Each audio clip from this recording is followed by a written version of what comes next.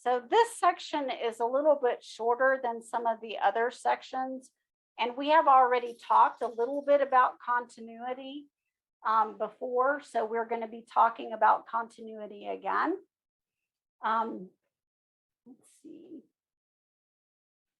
Continuity, when we talk about it, is basically the ability to draw something without picking up the pencil or the pen. So it's making one continuous curve without picking up the pen and having a break in the curve. All right. So if you're making a doodle and it keeps going and going and going, then that's continuous. If you draw part of it, pick the pen up, put the pen back down in a different place and start drawing again, that's a break in continuity. All right. But we want to make this idea more precise. So we want to make it mathematical, something that's algebraic that we can actually test. Now, we were just looking at vertical asymptotes, and we know vertical asymptotes represent division by zero. So we know that we can never have anything touch or cross a vertical asymptote. So wherever the vertical asymptote is, that's a no touch, no cross. So a vertical asymptote definitely causes a break in continuity. You cannot draw over the vertical asymptote. You also cannot draw over a hole. So if you're drawing a graph and it comes up like this, and then it has a hole in the graph and keeps going, this is like a pothole in the road where the road is actually missing, right?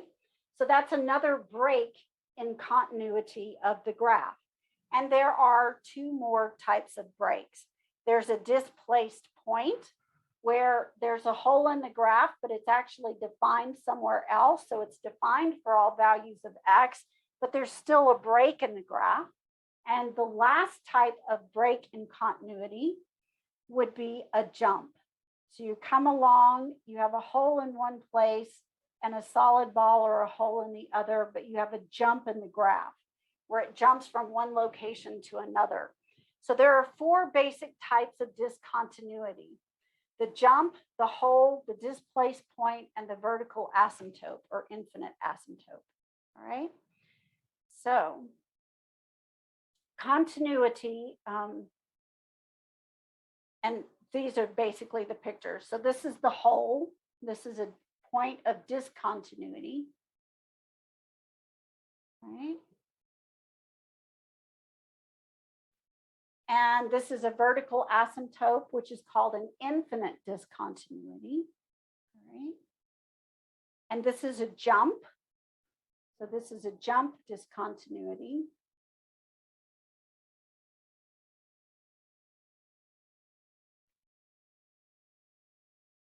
And this is a displaced point discontinuity.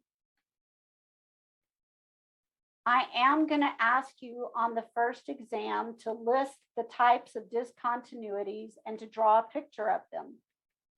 So you can draw the pictures that you've just seen. I am going to ask it on the first exam. I always do. What are the types of discontinuity, and draw a picture of each.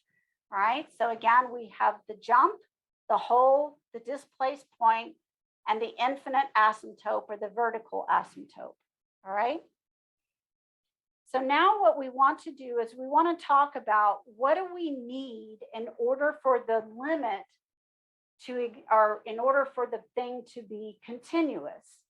So let's take a look at our examples of discontinuities and let's figure out what the problem is. So looking at the hole and the infinite discontinuity, the first issue that we see is that it's not defined at the point A. There's no function value at A at all for either the hole or the infinite discontinuity. So if it's going to be continuous at A, then it has to be defined at A. So this is sort of rule number one. To be continuous at A, it's got to be defined at A. All right. What other problems do we have? Is that enough? If we just make it be defined at A, does that mean it will be continuous? No, because you could have a jump, right? So let's look at the jump. When we look at the jump, it is defined at A. It's defined here at this solid ball. but it's still not continuous because I've got to pick up the pencil to continue drawing it. So being defined at A is not enough. I need to have both directions pointing at the same value. The issue with the jump is the limit from the left points down here and the limit from the right points up here. They're not pointing to the same location. So it looks to me like if I have a two-sided limit, then that would help solve the problem of discontinuity. But having the two-sided limit is not enough because look at the hole. When you have a hole, the limit does exist, but the function's not defined there. Okay, then I must need two conditions at least. I need the function to exist, and I need the two-sided limit at A to exist. So the function exists and the two-sided limit at A exists. All right. So I've got a function existing and the two-sided limit existing. Is that going to be enough? And the answer is no, it's not. Look at the displaced point. I've got the function existing. It exists at the displaced point. The two-sided limit exists because it's pointing to the hole, but it's still not continuous. I've got to pick up the pen to draw the displaced point. In fact, if I could just move that displaced point down here, then it would be continuous. And that brings us to our third condition that we need for continuity, which is that the function at A has to be equal to the two-sided limit at A. So the function has to exist, and that knocks out holes and infinite discontinuities. The two-sided limit has to exist, so that knocks out the jump. And the function value at A has to equal the two-sided limit at A. That knocks out the displaced point. All right, so we have all three conditions for continuity at a point. F of A exists. The two-sided limit as x approaches A of f of x exists, and they are equal to each other. The limit as x approaches A of f of x is equal to f of A. All right, so the function exists, the two-sided limit exists, and they're equal to each other. If any of the three conditions fails, you can stop because it will not be continuous. All right, so let's take a look at example 1. The favorite functions to use for checking continuity are piecewise defined functions. So remember, when you define them piecewise, you are literally defining them in pieces. So let me take a moment and graph this one in pieces so you can see what it looks like. So we take the first piece, y equals 2x plus 1, but in curled brackets, you say x less than 1. All right, oops. Not that curl bracket. All right. Then if x is equal to 1, it's going to be 2. So that would be the point 1, 2. Oops. Would help if I type the 1, 2, and we can put a label on it.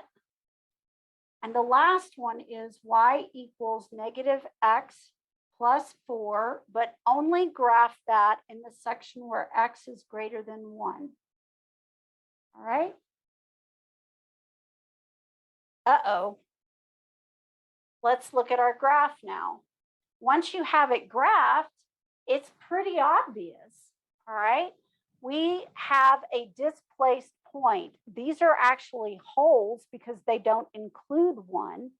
And so we've got a hole up here at 1, 3. All right. So this one is not going to be continuous at that point right there. So let's see how we can algebraically prove that. All right, so we want to use the definition, and the definition is f of 1 exists. Does it exist? Yes. F of 1 is equal to 2, so it exists. 2, what's the limit as x approaches 1 from the left? What's the limit as x approaches 1 from the right. And what's the limit then as x approaches 1? The two-sided limit has to exist. The one-sided limit from the left means from numbers that are smaller than 1. So that would be the 2x plus 1 rule. So this is the limit as x approaches 1 from the left, applying to 2x plus 1. So we plug in the 1 and we get 2 times 1, which is 2 plus 1, which is 3.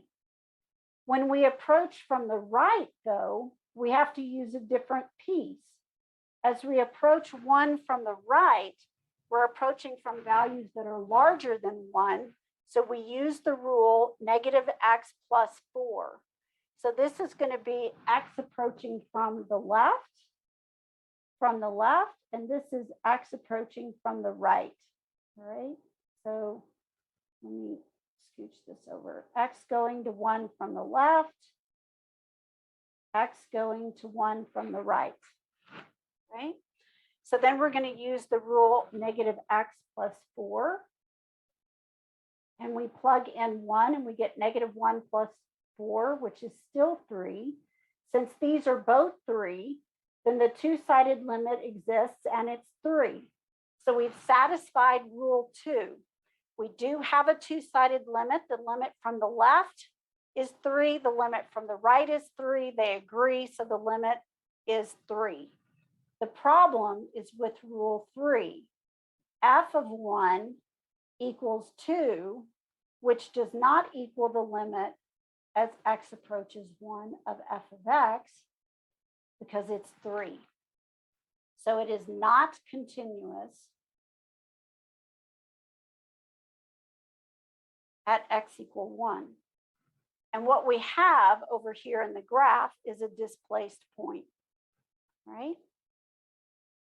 Okay, let's take a look at another one. This, of course, is going to be another piecewise defined function.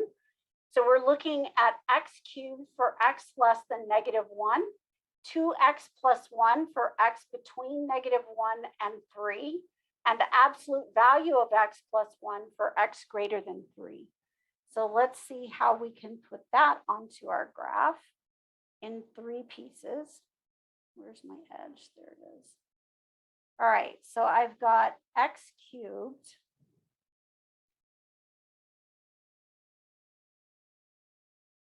for x less than negative 1. All right, and this is not what I have for the middle rule. For the middle rule, I have y equals 2x plus 1. For negative 1, then type less than followed by an equals, and that will give you less than or equal to x, less than, strictly less than 3.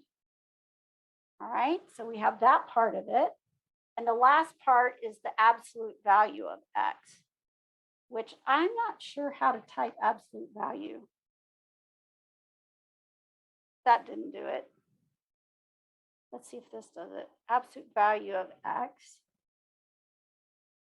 plus 1 for x greater than 3. So I need to change this rule. Oh, my bad. I just changed my other rule. 2x. 2x plus 1. It's this one. Let's just take that out.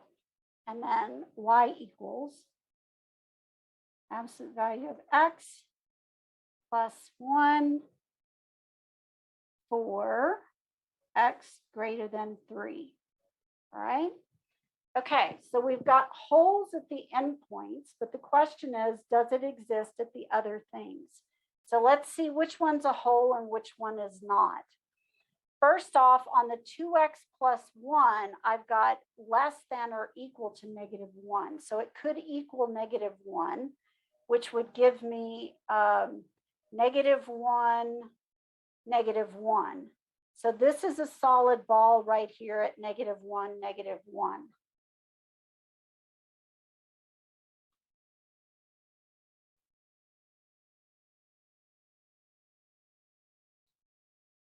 All right. But the other two are going to be empty balls, all right, because it doesn't include the endpoints. So when I'm looking at this one, we want to know if it's continuous at -1 and continuous at 3. You can look at the picture and you can see it is continuous at -1. There's a jump in the graph at 3, so it's definitely not continuous at 3. Let's see how we prove this algebraically. So we'll start with x equal -1. And we're going to do what is the function value at -1? That's rule 1. So we're going to use rule 2 because that's where it's or equal to -1. So we have 2 times -1 plus 1, which is -1. So the function exists. What about the two-sided limit? All right, I have to look at the limit from the left. So this is as x approaches -1 from the left. And this is x approaches -1 from the right. So I have the limit as x approaches -1 from the left, which is going to be the rule x cubed, which is going to be a -1 cubed, which equals -1. The limit as x approaches -1 from the right is going to be the second rule, which is 2x plus 1, which we already know is -1. Those agree. And because they agree, that means the limit exists. And the limit as x approaches -1 on the function equals -1. Then we have to prove rule 3, which is, does the function value at -1, which is -1, equal the limit value there? And the answer is yes. So it is continuous at -1.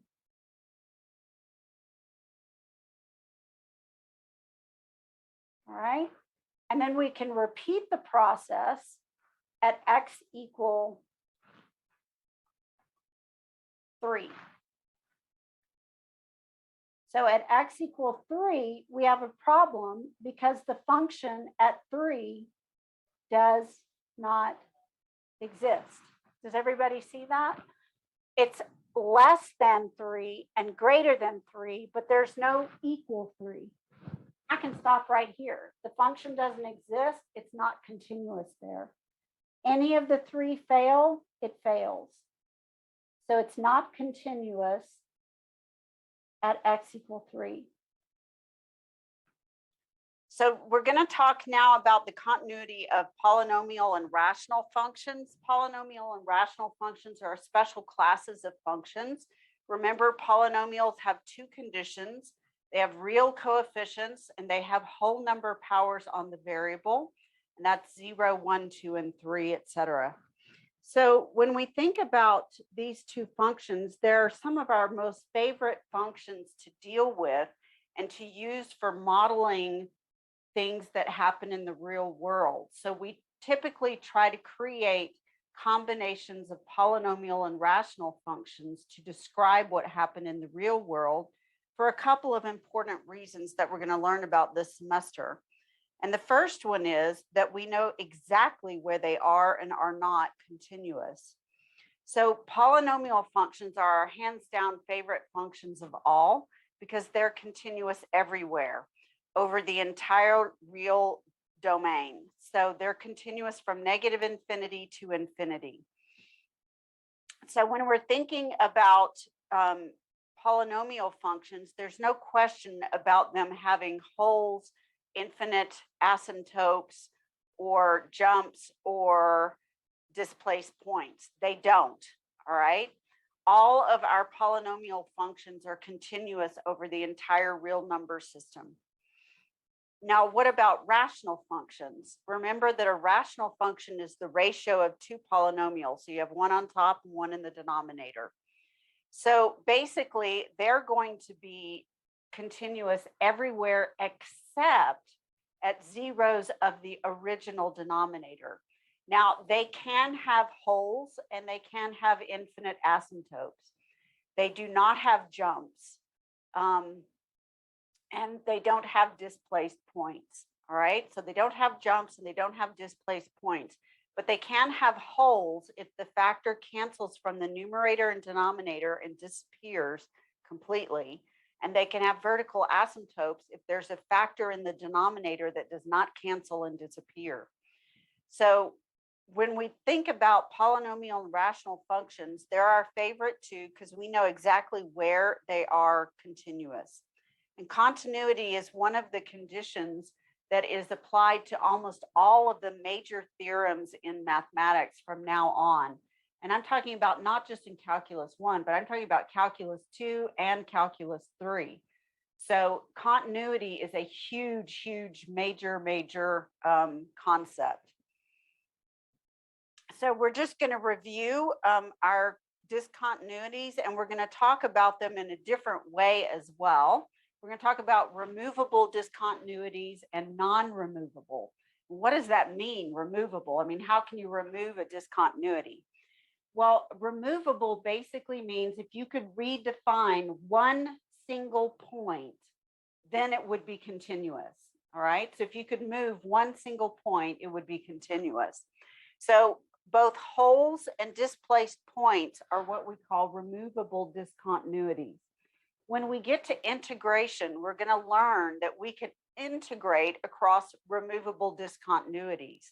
We simply have to break the integration at the removable discontinuity. So we'll integrate over the interval up to a, and then we'll integrate from the interval from a up.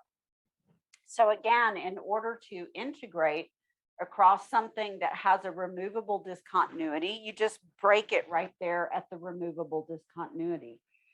What makes them removable is if I could just fill in that hole, it would be continuous there. I just have to fix one spot.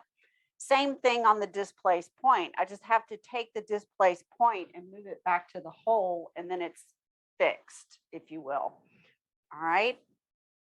Now, the two that are not fixable, that are non-removable, are the jump and the infinite discontinuity.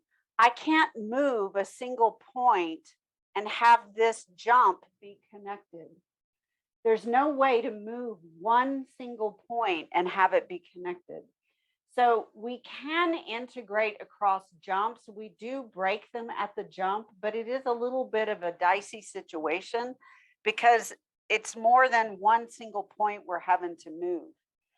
Infinite discontinuities, we do not integrate across. All right. Well, we can, but with an improper integral where we're going towards infinity. So when we're looking at one of these, it causes problems in the integral, which is the third construct we learn in calculus after the limit and the derivative. And it causes problems because the integral measures how much space is under the curve.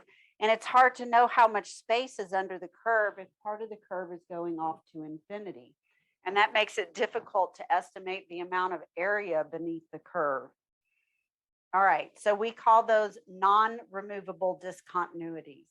So on the test, I would probably ask you to list the 4 discontinuities, draw a picture of each, and then classify them as removable or not removable. That would be one problem. All right.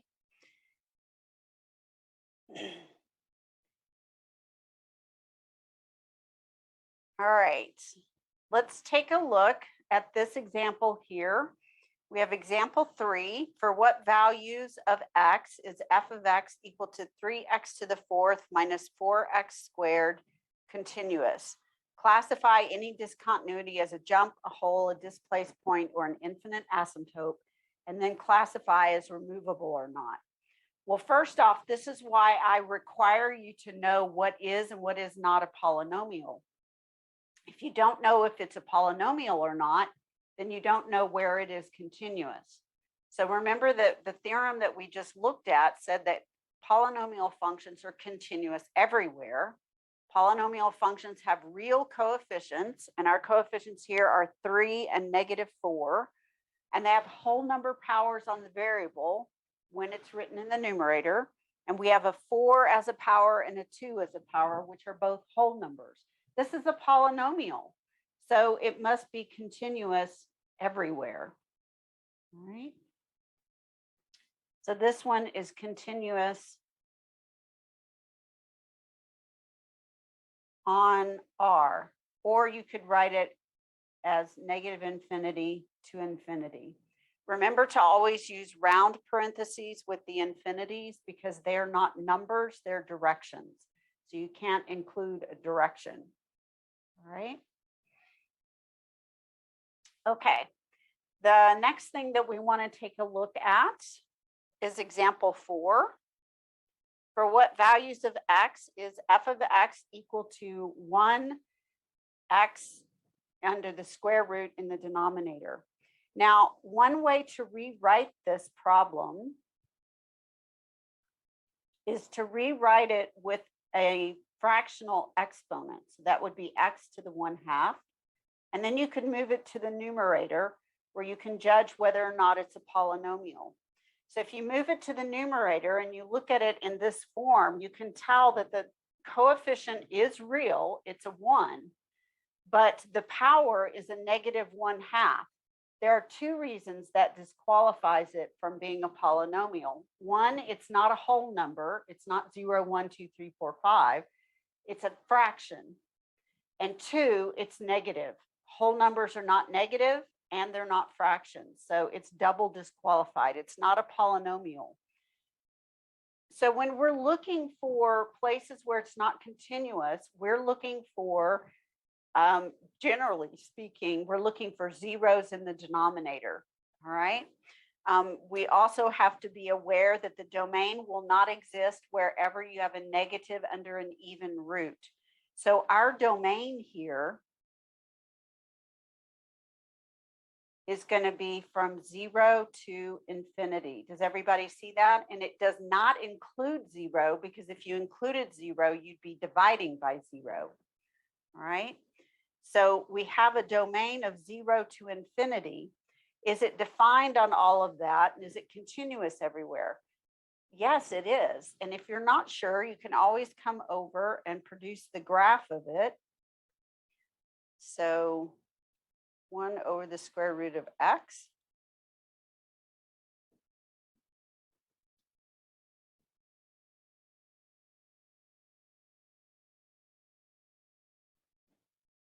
Now, it would help if I were in the block when I were typing.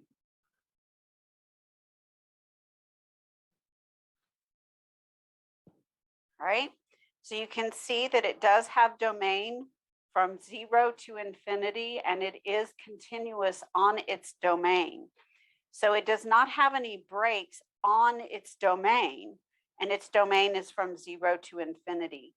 So it doesn't have any points of discontinuity on the domain that it's got. Right? Let's take a look at the next one, which is 2 over x squared plus 1. Is this polynomial? No, because the x squared is in the denominator, and that's not allowed for a polynomial. Now we need to think of it as the ratio of 2 polynomials. So it is a rational function, and we know that rational functions are continuous on their domain. So what is the domain of this function? Someone look at that and tell me what you think the domain of it is. All real numbers. All real numbers, you're correct, which is a little bit unusual for a rational function. The reason that it's all reals is it's impossible to make the denominator 0. When you square a number, the smallest value you can get out is 0, and 0 plus 1 is going to be a positive 1. So the smallest value this can take on is 1, otherwise it gets larger and larger. And that means that it is defined for all real numbers. So our domain here is going to be all reals, and it's continuous on all reals. We have nothing that cancels, and it is defined on all reals. So let's take a look at this guy, 2 over x squared plus 1.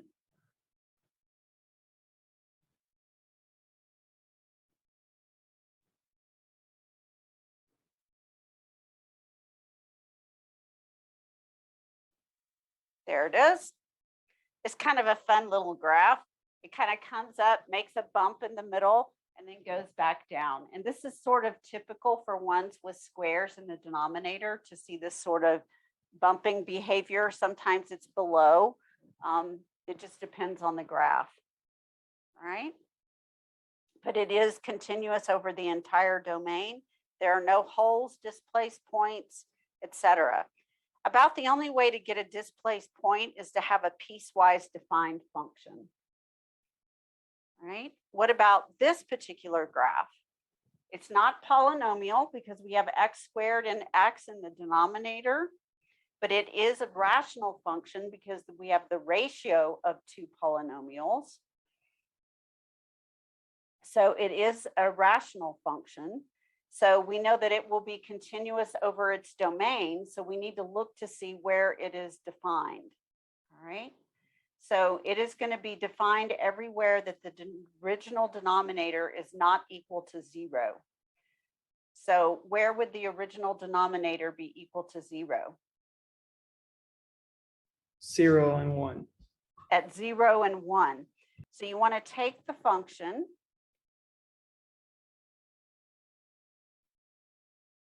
and you want to factor the denominator.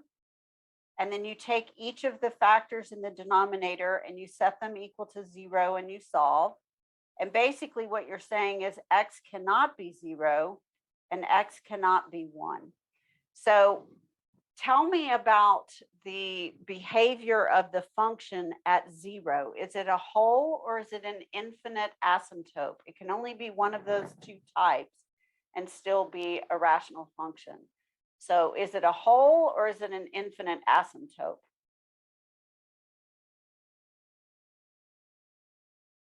A whole at 0. A whole at 0. And why would it be a whole?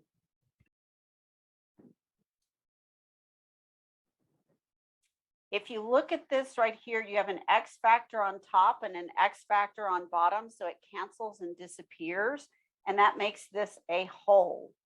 And so we have a whole at 0, and then we would take our value and plug it into what's left, which would give us -1. And so we have a whole at 0, -1. The other one becomes a vertical asymptote at x equal 1, right? Because it does not cancel. Right?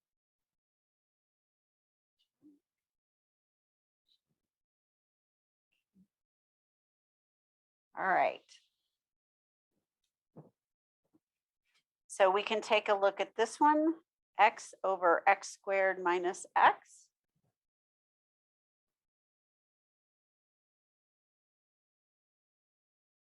There it is. And we're supposed to have a whole at 0, -1, which is undefined. So it's right there. Now, unfortunately, with Desmos does not graph them as wholes unless you put it right on it. So you have to know that that's a possible whole. All right. You have to know that yourself. All right. And then go looking for it. And then you can find it. Right. It does show up if you click on that spot. Right. So we've classified each one of those as a whole and a vertical infinite asymptote. Are what's removable and what's not removable. Holes are removable. You can fix a pothole. And vertical asymptotes are non-removable. You can think of this on a highway. A pothole can be filled in and fixed, but if you have like the road collapse and half the road is 15 feet down and the rest of the road is up, you can't fix that. Okay, that's not fixable. All right. Okay, now we have the function x to the -1 plus 1. This is not a polynomial function because -1 is not a whole number. So we can also write this as 1 over x plus 1, which if we wanted to get a common denominator, we could write this as 1 plus x over x, which lets us know that actually this is a rational function. Now those x's do not cancel because the numerator is 1 plus x And that means it's hands off that x. It's 1 plus, so you can't touch it. And that means that the only thing that is going to cause a problem is the x in the denominator. X cannot be 0, so that will not be in our domain. And in this case, it's going to be a vertical asymptote, which is non-removable.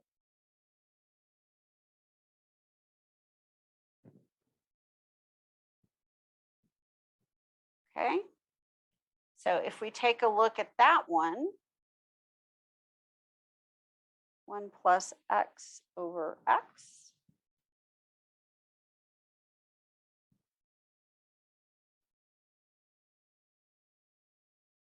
Okay, then we have basically the rational function shape right here. And again, we have a vertical asymptote at x equals 0, which is not removable. No way to fix that.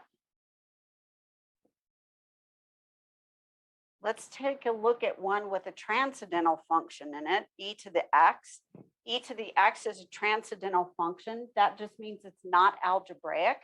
You don't add, subtract, multiply, or divide to get e for the base. All right. So we're looking at this one, 5 divided by e to the x minus 2. Since we have an exponential in there, it's definitely not a polynomial. So this is not a rational function. So, but again, we're still looking for basically the same things. We're looking for where the denominator is 0, which would cause a disruption in the domain.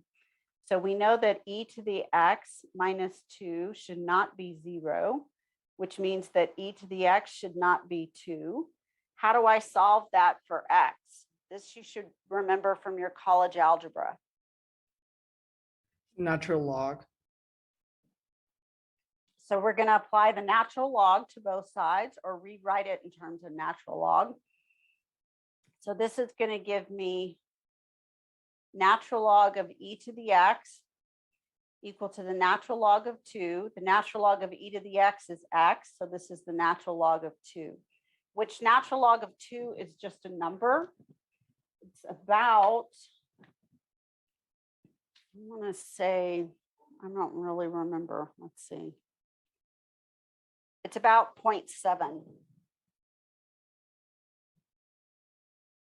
right.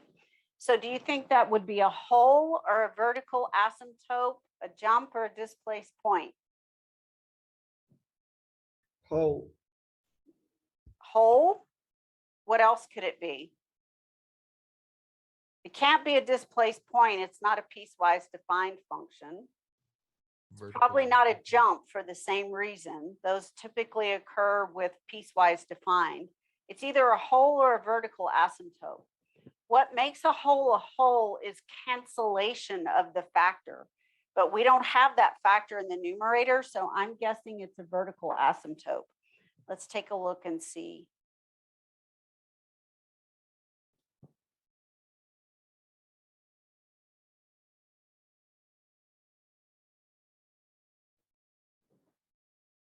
Oops, that's R.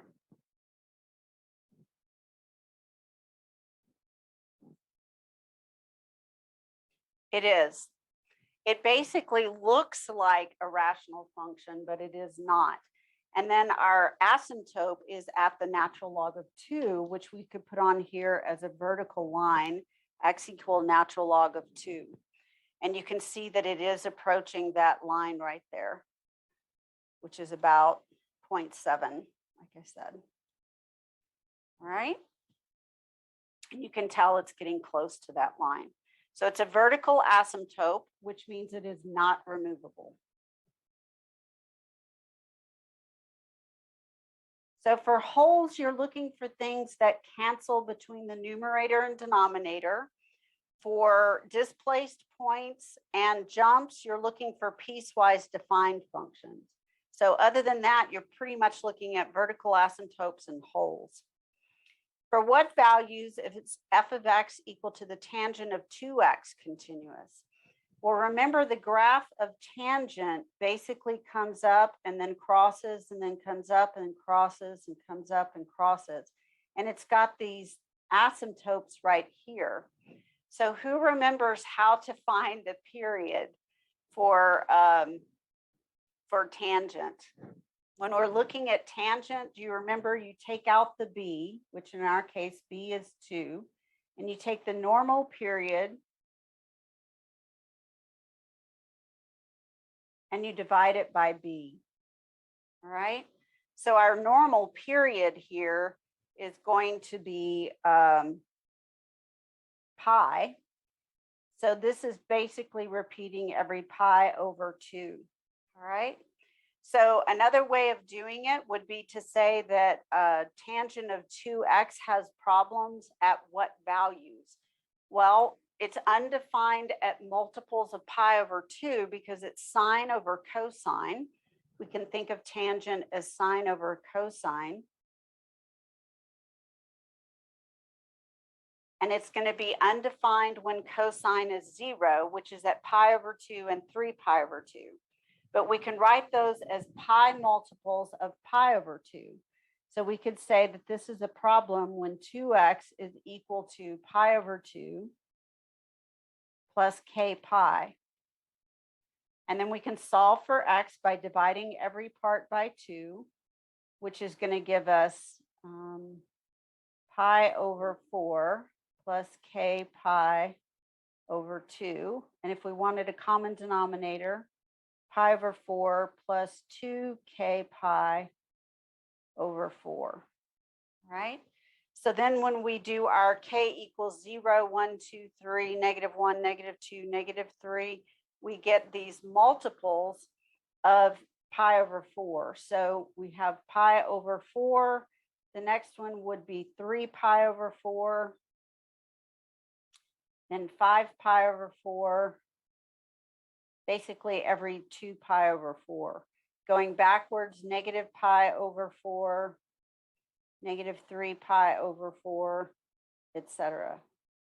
So it continues in both directions forever, right? It's repeating every pi over 2, all right? These are exactly pi over 2 apart, right? That's the period of this particular graph, all right? Okay. Questions about the last one? This is from trigonometry. It's been a while, I know. The result we were getting with from that 2k pi formula, those are asymptotes, or what doesn't work? Is that Yes, correct? these are all vertical asymptotes, which are non-removable. All vertical asymptotes. And you could come over here and you could put those on.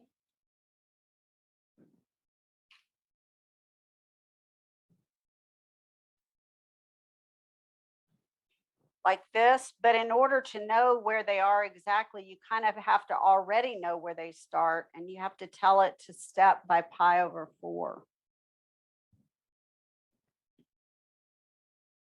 And then it will do the values. And so you can see it's got an asymptote at pi over 4, 3 pi over 4, 5 pi over 4, 7 pi over 4, and so on, right? Where it's approaching those values. Okay. Let's take a quick look at what it means to be continuous over an interval, and then talk about continuity from the left and continuity from the right. So if you're continuous at a point, then the function exists, the two-sided limit exists, and they're equal to each other. Those 3 conditions.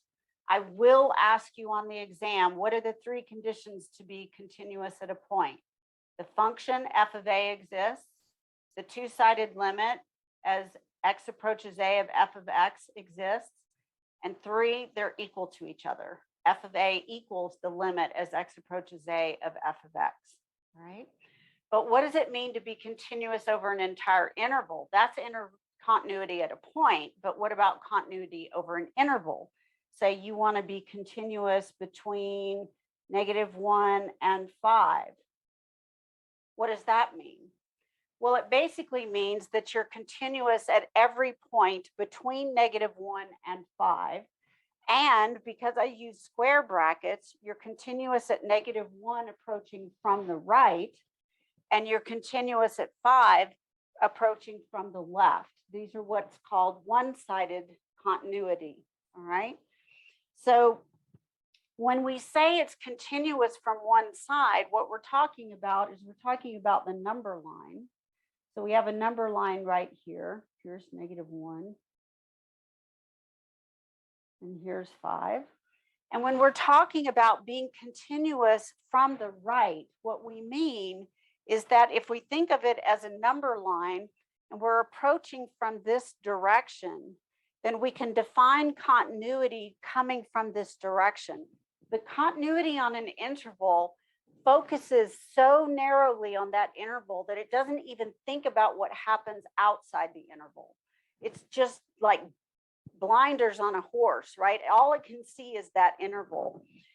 So it can't do a two-sided limit at -1 because it doesn't see to the left of -1 because it's focused on this interval.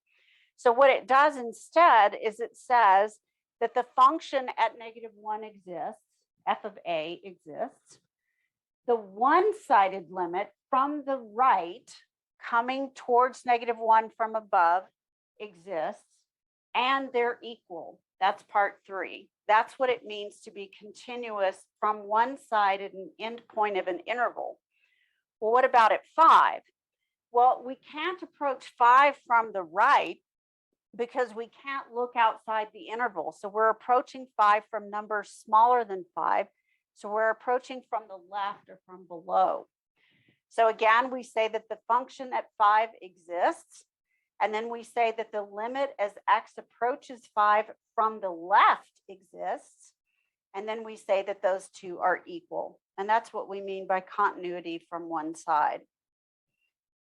If we, on the other hand, used an open interval, let's say I had used 1, 5, then on the number line, it's again looking between -1 and 5, but it is not looking at what it's doing at -1 or 5 because those are not included in the interval. They're like holes on the interval. So it's looking round parentheses, all right? So it's not looking at what happens at either of those points. Whereas when we use square parentheses, it is including -1 and including 5. So we look at them as one-sided limits. Right? So an open interval, we simply say that it is continuous at every point in the interval between -1 and 5. Oh, and I lost my negative. There we go. Okay. You can also have intervals that are half open and half closed. If you have one that's half open and half closed, like this one right here, you could have something like -1 to 5, including 5. And then what we're looking at on the number line is we're leaving out, oops, I did those backwards. 1, 2, 3, 4, 5. We're leaving out -1, so we're not going to look at what happens to the right of -1, but we're including 5. So to be continuous on this half open, half closed interval, I have to be continuous at every point between -1 and 5, and I have to be continuous from the left at 5. So f of 5 has to exist. The limit as I approach 5 from the left has to exist, and the limit from the left at 5 has to equal the function value at 5, right? Okay. So let's do another couple of intervals. This one is deciding where the function is continuous, which is often very similar or even the same as deciding where the function's domain is. So if it is not defined, it can't be continuous. To be continuous means the function is defined. That's rule 1, f of a exists. So it's got to be in the domain. So we're going to start with the domain, which is going to be, well, I have no denominator, so I don't have to worry about division by 0, but I do have a square root. So I worry about negatives under square roots. So I take out what's under the square root, and I say that's got to be greater than or equal to 0. it cannot be negative. It has to be non-negative, which means 0 or positive.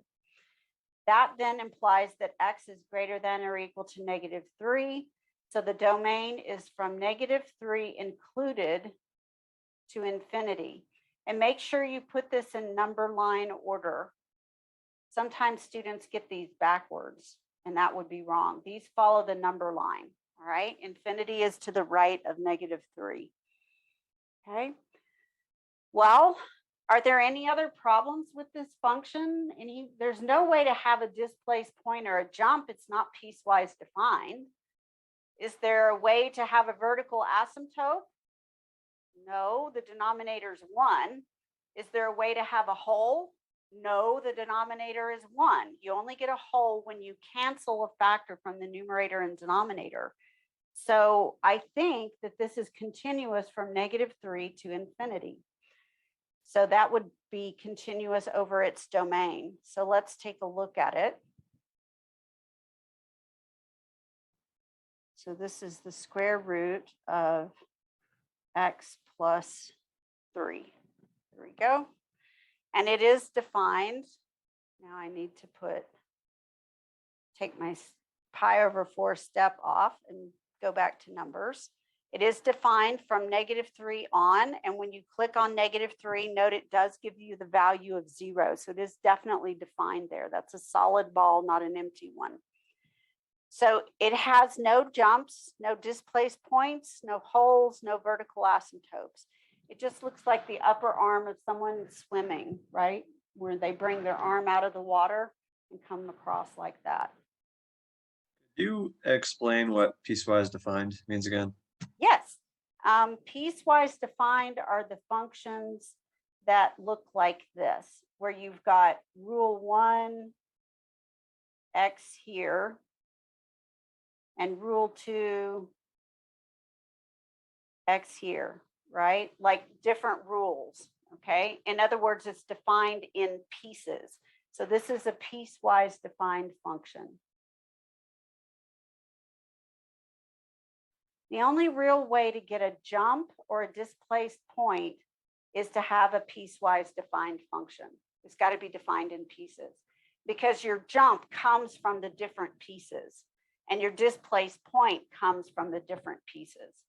So if you don't have a piecewise defined function, you're almost certainly not going to have a jump or a displaced point in the graph. It's kind of a dead giveaway. Which means probably what will I give you on the exam? In order for you to see a jump or a displaced point, I'm going to have to give you a piecewise defined function. So you should be expecting one. All right, bingo, here we go. Here is a piecewise defined function. Has 2 pieces, the exponential e to the kx that we'll use when x is equal to 0 or between 0 and 4, but not including 4. And when x is between 4 and 8, including 4 and 8, we'll use x plus 3. Now, they want us to find the value of k that makes it continuous over that interval. To be continuous at the interval means that it has to have the function value exist, the 2-sided limit exist, and they have to be equal. Where is the one place in a piecewise defined function that you have to worry about whether or not the pieces connect? Where is that one place?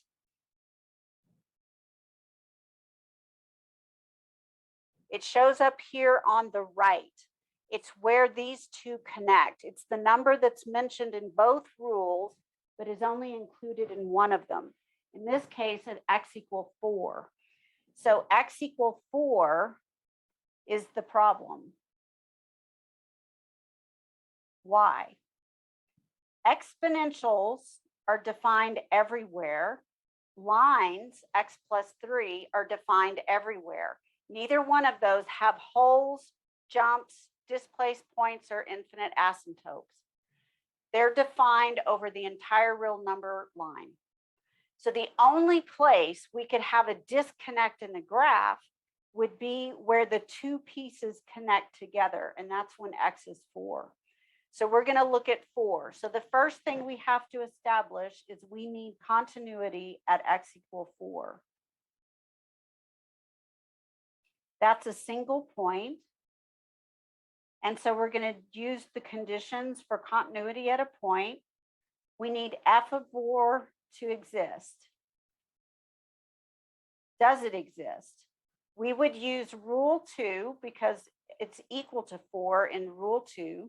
So rule 2 tells us that f of 4 is equal to 4 plus 3, which is equal to 7. Now, we need the two-sided limit at 4 to exist. So we need the limit as x approaches 4 from the right of f of x to equal the limit as x approaches 4 from the left of f of x. The one approaching from the right is the upper rule, or rule 4. Oops. Now I got my pluses backwards.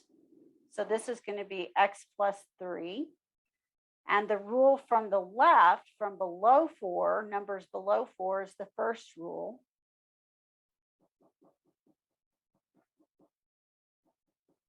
Right? So it's going to look like that. Right? So we need those two limits to be equal to each other. I've got a woodpecker pecking on my house. It's very distracting. Okay, so time to replace the siding, I think. All right, so we're looking at the first rule, the limit as x approaches 4 from the above of x plus 3. We can just plug it in. That's our first instinct, is just to plug it in. So we get 4 plus 3, which is 7. On the right side, we do the same thing. As long as we get a number, then we know it worked. If we get 0 over 0 or we get a constant over 0, then we have to reevaluate. In this case, if I plug in 4, I get e to the 4k, which I don't know what k is. I'm trying to figure out what k is. So the only way that the limit from the left and the limit from the right will be equal is if 7 is equal to e to the 4k. So how could I solve that equation and find out what k is? We do the same thing we did earlier, rewrite in logarithmic form. So rewrite in ln form. So you have the natural log of the answer part, which is 7. The base is, of course, e, and it's equal to 4k. All right, this is your college algebra. So you have the natural log of 7 equal to 4k. This is just rewriting it in logarithmic form. Then we're going to divide both sides by 4. So we get the natural log of 7 divided by 4 equal k. All right. And now they should be equal to each other. If I take the natural log of 7 and I plug it into e to the 4k, it should work. So e to the 4k becomes e to the 4 times natural log of 7 over 4. The 4's cancel. I get e to the natural log of 7. And e to the natural log undo each other. They're one-to-one functions, and I just get 7 out as the result.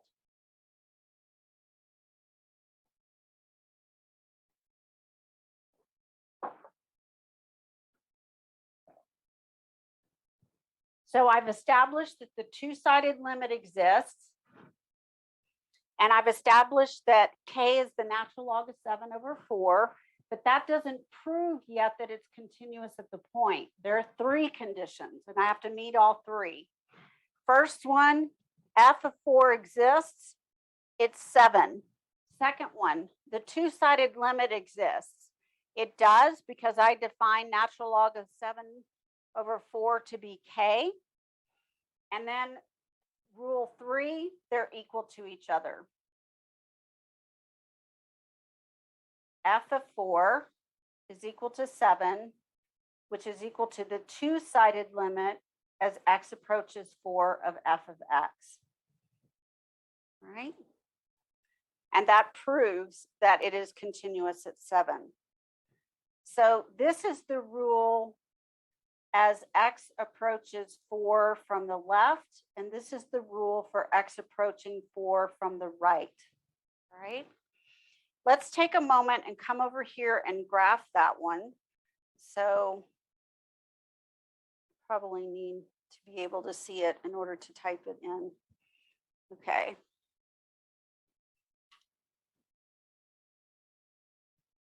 All right, I've got e to the, never get a white keyboard. That's my advice to you. Natural log of 7 over 4.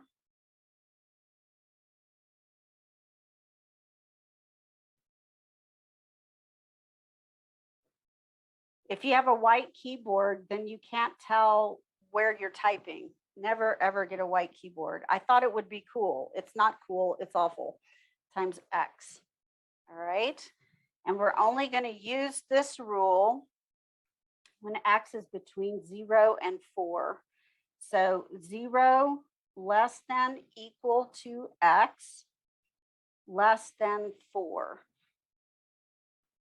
All right, so there's that little piece of it right there. It's not much of the exponential, but a little piece of it. Remember, exponentials look like, from your perspective, I'm trying to make sure I'm doing this the right way. Is that what they look like? Yeah, okay, all right. And then the second piece is x plus 3. And this one is going to go from 4 less than equal to x less than equal to 8. Oh, did I get it in there?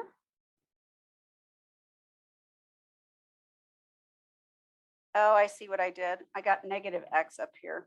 There we go. You guys got to let me know when I mistype stuff. It definitely won't work if I mistype it. All right, there's my connection point right there. And at that point, it's 7.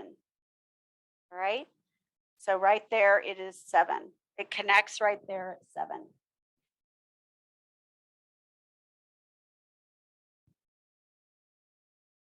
Right. Does everybody see how it's now continuous?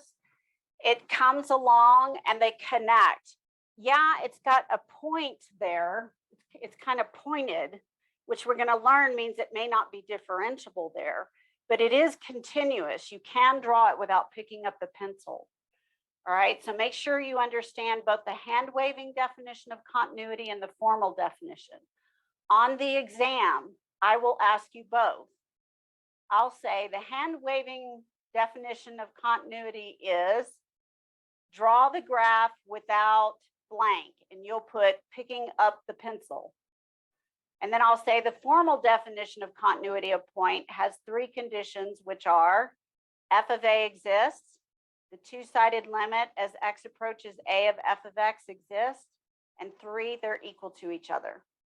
All right.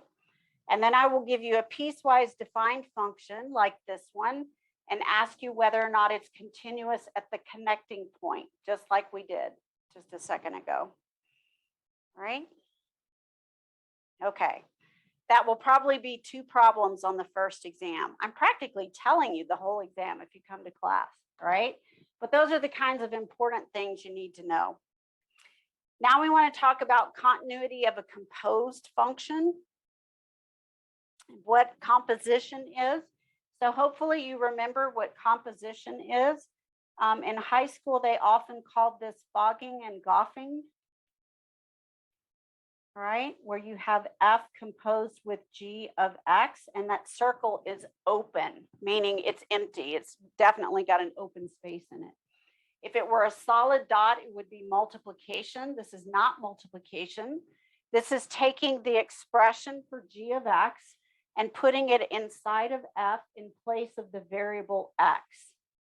All right, so let's review that just very quickly, because I often find that students are a little shaky on composition, and composition is huge in calculus. We do it all the time, constantly.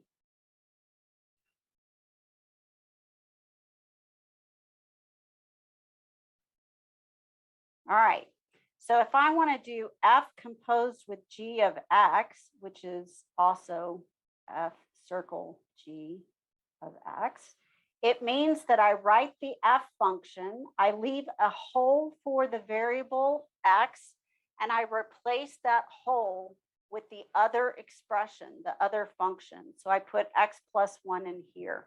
That's the key. It is substitution of a function in place of a variable. Composition is substitution of a function in place of the variable. Then you just use your skills at FOIL and multiply it out, which would give you 4x squared plus 2x plus 2x plus 4x plus 1 would give me plus 2. Does everybody see that? Now, this would be very different if I did it in the other order. Multiplication, the order doesn't matter, but composition, it does. If I did g composed with f of x, or goffing, then I would write the g function, leave a space for each expression of the variable x, and I would substitute the function x squared plus 1 in place of the variable. Composition is substituting a function in place of a variable in another function. So this would give me 2x squared plus 2 plus 1, which would give me plus 3.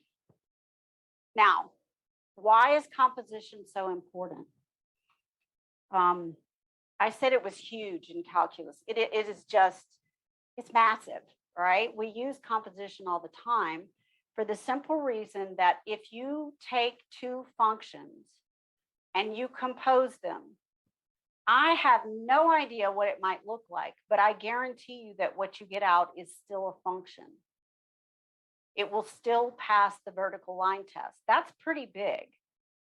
Sine is a function. Take sine and put it in natural log, which is another function. It will pass the vertical line test. I have no clue what it looks like, but it will pass because they're both functions. And the composition of two functions is still a function. Here's something else that's even more powerful. If those two functions are continuous, their composition is also continuous. So I don't even have to know what it looks like to know that if the original two are continuous over the entire real number line, their composition is. So these two examples that we did right here are both polynomials. One's a line, one's a parabola. And they're both continuous over the real number line because they're polynomials. So their composed functions are both also continuous over the real number line. They're continuous everywhere. Now, as you might expect, the ones that we have to worry about are the ones that have breaks in their continuity. This can cause some breaks in the continuity of the composed function. All right. So here is the rule. If f of x is continuous at L, and the limit of g of x as x approaches a is L, then the limit of the composed function is going to be f of the limit of g of x as x approaches a, which is f of L. All right. So taking a look at this one down here, basically our rules are the same. We're going to do the same strategies that we had before. We're going to plug in first. If we get a finite real number, we're done. If we don't get a finite real number, we get a 0 over 0. We have to try one of our techniques to get a common factor to cancel, because that's what's causing that 0 over 0. 0 over 0 is a whole. All right. So we're looking at this one here. We have the limit as x approaches pi of sine of x minus pi. We just plug in the value first, and we get the limit as x approaches pi, sine of x minus pi equals, try plugging in, pi minus pi, which would give me the sine of 0. Does the sine of 0 exist? Is it a number? It is a number. What isn't it? What is the sine of 0? 0. It's 0. It's a special number, but it's still just a number. It's a finite real number. We're done. That's it. This is a composition. Why? Because I have sine on the outside and x minus pi on the inside. It's very important for you to start recognizing outside and inside. This is going to become crucial later when we do derivatives and the chain rule. So the outside function is sine of u, and the inside function is x minus pi, right? So we plug in pi to the inside function, and then we evaluate the inside function at that value, okay? Trig functions. Trig functions are continuous everywhere that they're defined. Now, for tangent, that means that you've got these periodic vertical asymptotes that are not in the domain, so obviously it's a break in continuity. But wherever it actually graphs, it's continuous. So none of the trig functions have holes or displaced points or jumps in them. They do some have vertical asymptotes. In fact, the only two that don't have vertical asymptotes are sine and cosine. And sine and cosine are continuous everywhere, right? And now we want to talk about the intermediate value theorem. I like the intermediate value theorem. I always cover it and the mean value theorem because I think they're important just for real life, for figuring stuff out in real life. And they also are very accessible to students. They make sense to students. So there's something that we can do that, a theorem that we can have that students can instinctively grasp. It's also what's called an incredibly valuable theorem because it is used in the proof of the mean value theorem. And the mean value theorem is used to prove the fundamental theorem of calculus, which is one of the reasons that we cover it. All right. So here's the connection. Intermediate value theorem is used to prove the mean value theorem. The mean value theorem is used to prove what's called the fundamental theorem of calculus, which we will get in chapter 5. Anything called the fundamental theorem of an entire subject area is something you should know. All right. There's a fundamental theorem of algebra, which you probably do not know, but I will get to you sometime this semester. And there's a fundamental theorem of calculus as well. So what does the intermediate value theorem say? It's basically based on logic. And it says the following. Let f be continuous over a closed bounded interval from A to B. So what does that mean? That means it is defined at A, it has a limit from the right at A, and they're equal. It exists at B, it has a limit from the left at B, and it's equal to the function value at B. And it means I can draw it in between without picking up my pen. So I can trace the entire curve and not pick up the pen. That's what it means to be continuous on a closed interval. Closed and bounded. What does bounded mean? It doesn't go to infinity or negative infinity. It's between two finite real numbers, closed and bounded, right? In other words, take a chunk of a continuous graph. If z is any real number between f of A and f of B, z is any real number between f of A and f. What does that mean? Well, f of A is over here and f of B is over here. These are the y values.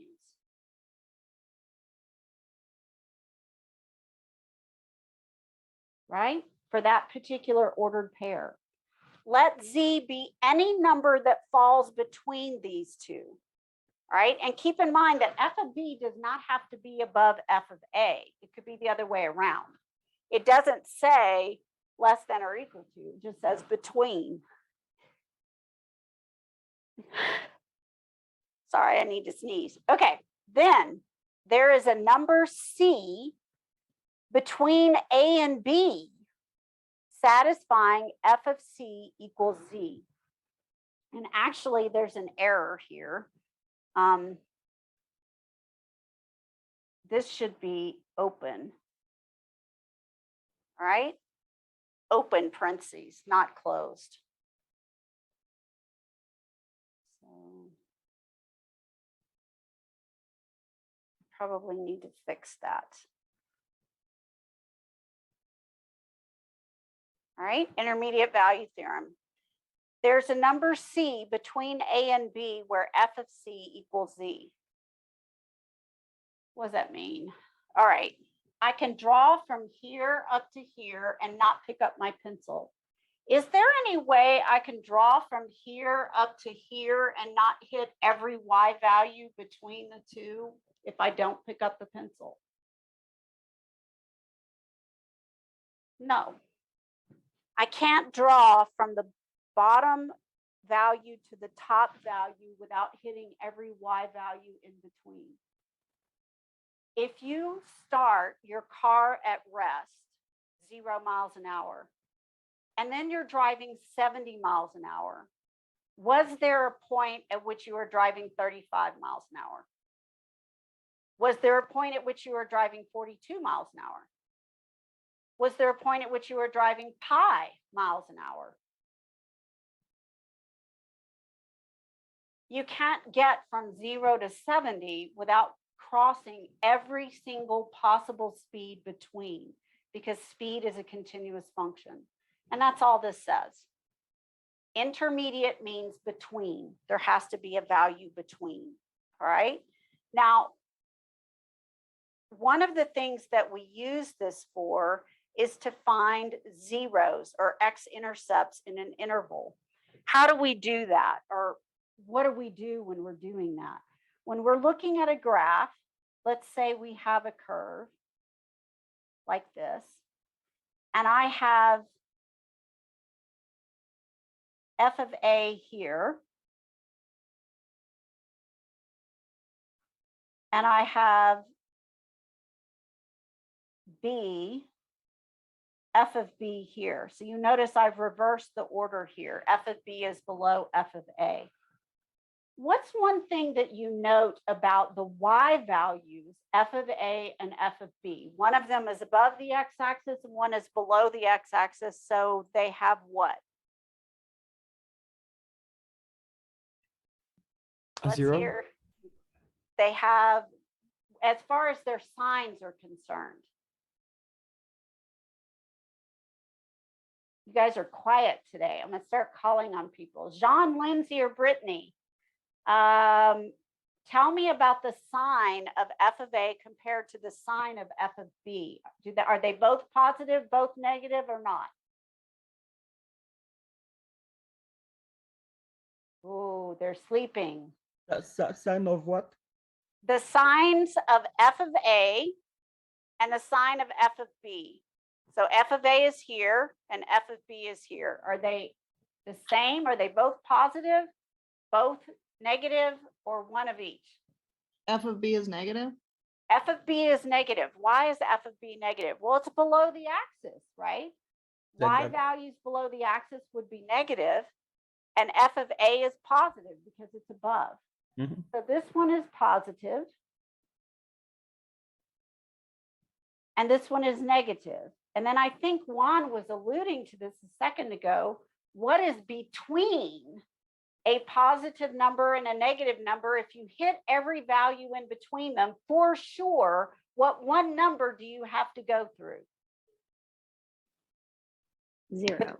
You have to go through 0 without even knowing. Excellent, Camille. So without even knowing what the value of f of A and f of B are, since one's positive and one's negative, I know it's got to go through 0.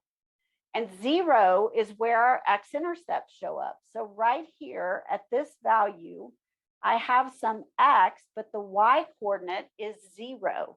All right. So this is A, positive f of A, and this is B, some negative f of B value, right? So it's some negative value. Okay. That looks like a P. 0. There we go. All right. So we use this to find the x-intercepts. Show that this function, x cubed minus x squared minus 3x plus 1, has a 0 over the interval from 0 to 1. Very simply, what I do is I say it's a polynomial. How do I know it's a polynomial? Rule 1, real coefficients. What are the coefficients? 1, -1, -3, and 1. All right. The numbers attached to each term at the front are all real. And 2 whole number powers on the variable. 0, 1, 2, 3. In fact, they are 0, 1, 2, and 3, right? Okay. So it's a polynomial. Why are polynomials our favorite functions? Where are they continuous? Everywhere. Everywhere. Thank you, Cherie. So they're continuous everywhere. If it's continuous everywhere, then it's continuous on 0 to 1. So I have it continuous on this closed bounded interval.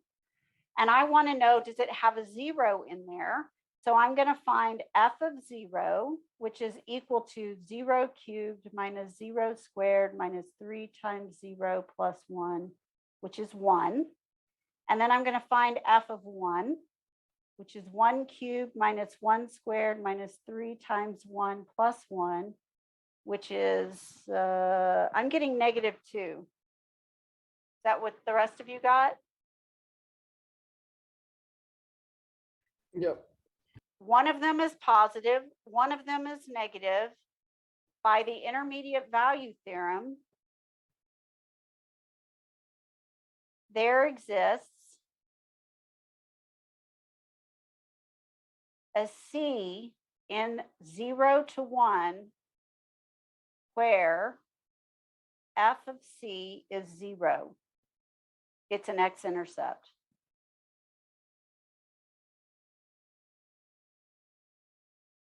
Now, this is what we call an existence theorem. All right, the intermediate value theorem is what we call an existence theorem.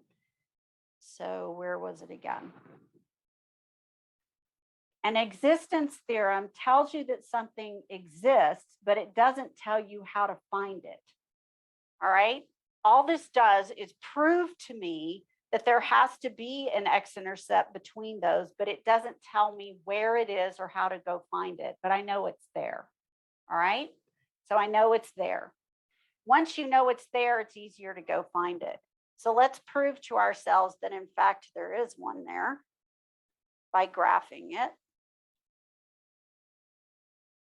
So we've got y equals x cubed.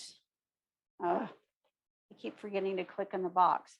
Y equals x cubed minus x squared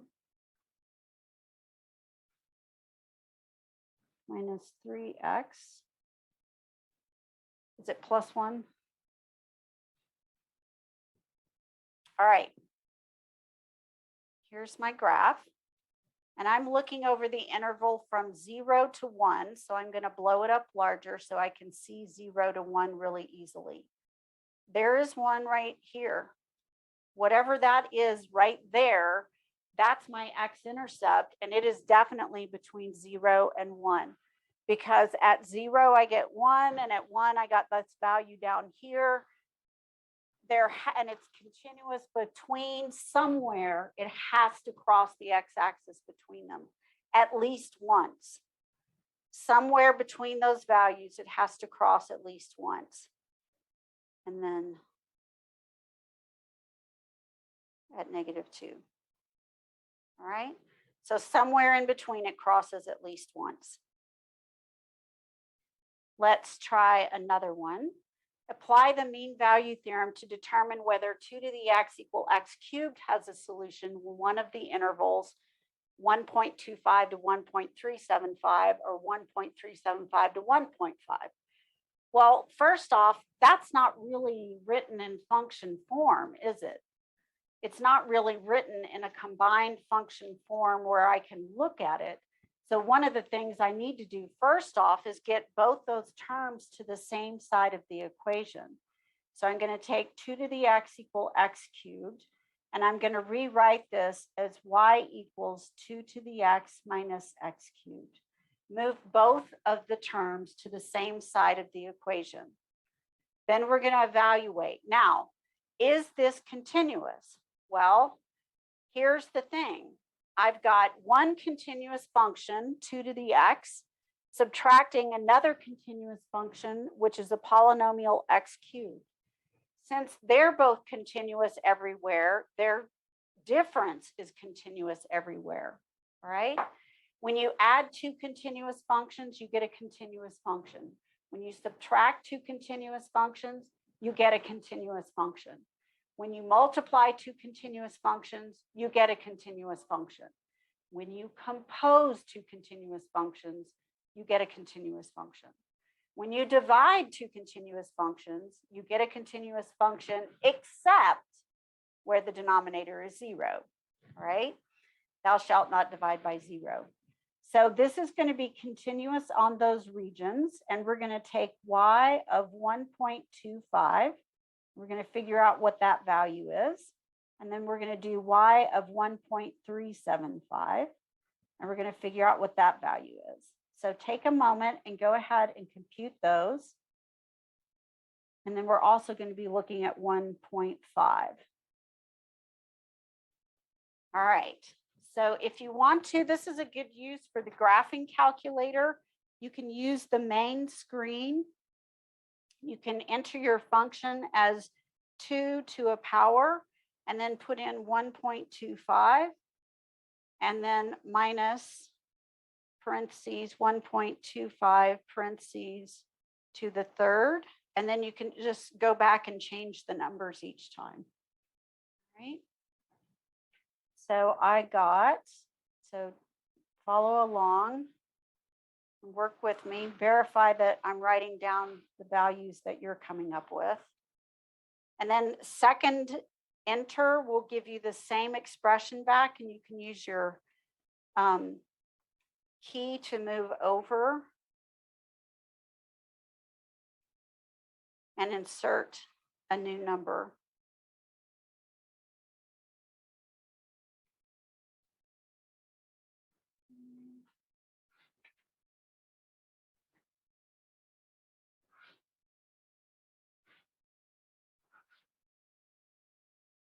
And the last one, second enter will bring back the previous expression. And we're doing 1.5. Delete, delete. Delete, delete. Negative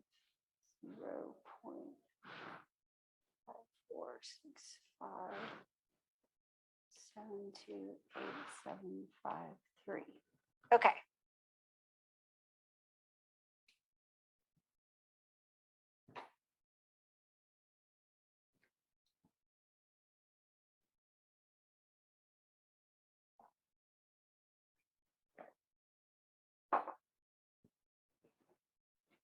All right. By the intermediate value theorem, I know that 2 to the x minus x cubed is continuous over the entire real number system. And if you're not sure, you can always go graph it and see. 2 to the x minus x cubed .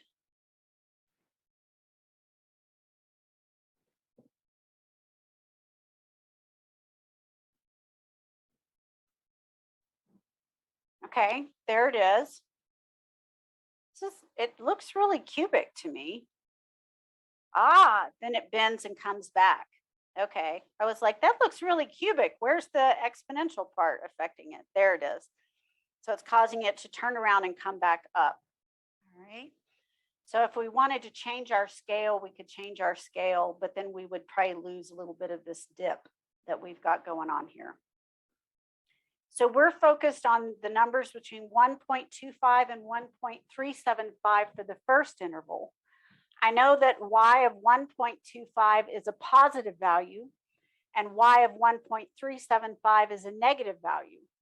By the intermediate value theorem, what does that guarantee that you have between 1.25 and 1.375? A 0. Good. Michael says he's got to have a 0 in there, and you're right. So 1.25 and 1.375, we got to scroll in here.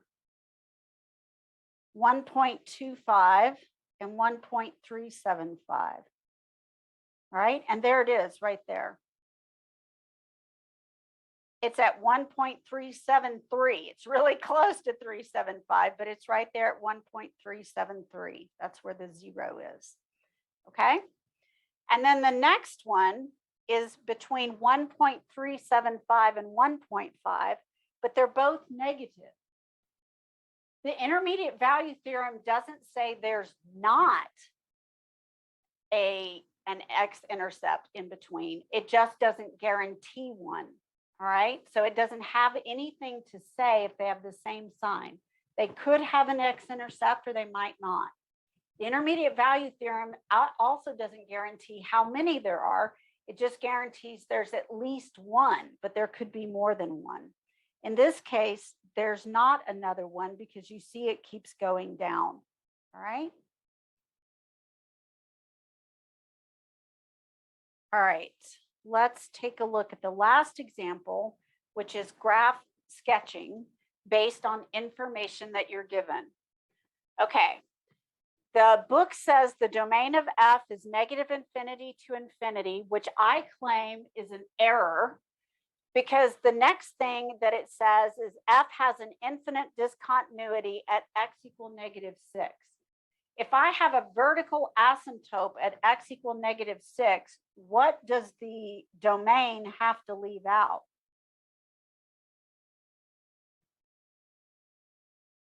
Yeah, it can't include -6. So this is going to have to be negative infinity to -6 union -6 to infinity. If it's a vertical asymptote, it is not in the domain. Thou shalt not divide by 0. So that's an error. Okay. So we're looking at a graph. It has a vertical asymptote at -6. So let's draw a graph. And I'm going to take this off. Scroll in. That's probably good. Take a picture of it. The graph.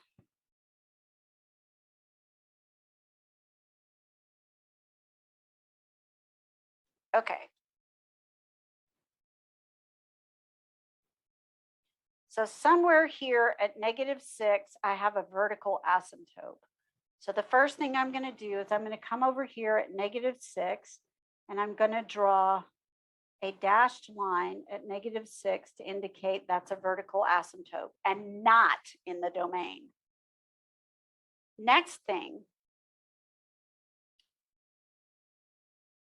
Oh, well, this is an even bigger error. This is a major error. How can I have an infinite discontinuity and have f of -6 equal to 3? Okay, this problem out of the textbook is all kinds of wrong. This is an error in the book. All right, so this should also be an error in the book. All right. Okay. So let's change it. Let's make it +6.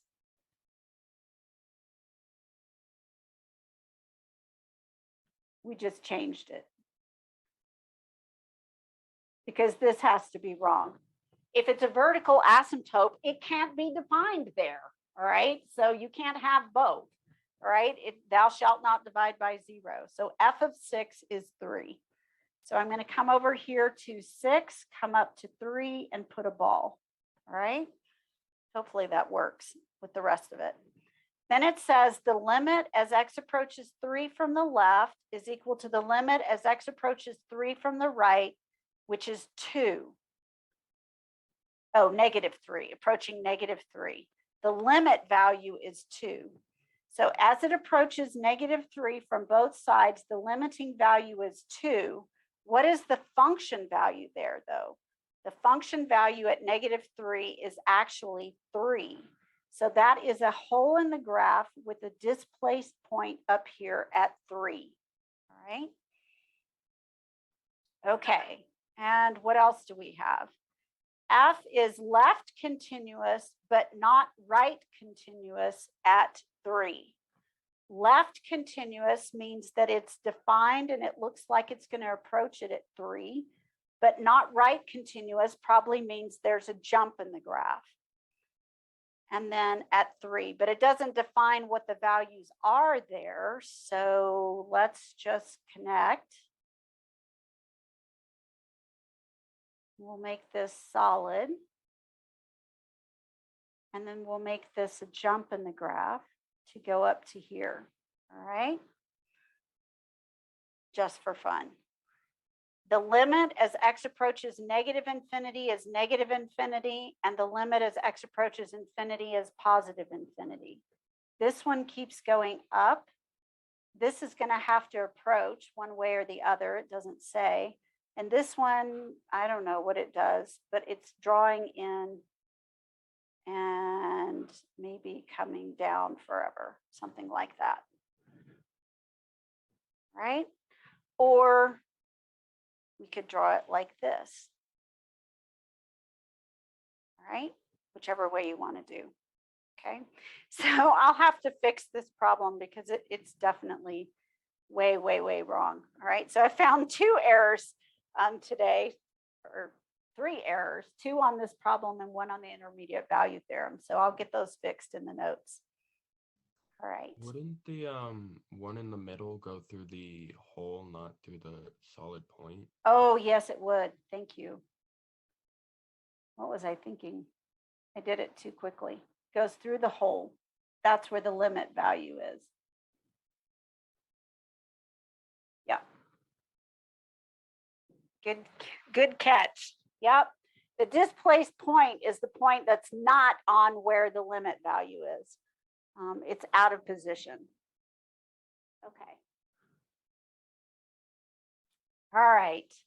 That's as much as I want to say about continuity, and probably more than we needed to say, but I'll get the errors fixed in the notes. And then we are going to start now, and we're going to take a look at epsilon delta definitions of a limit.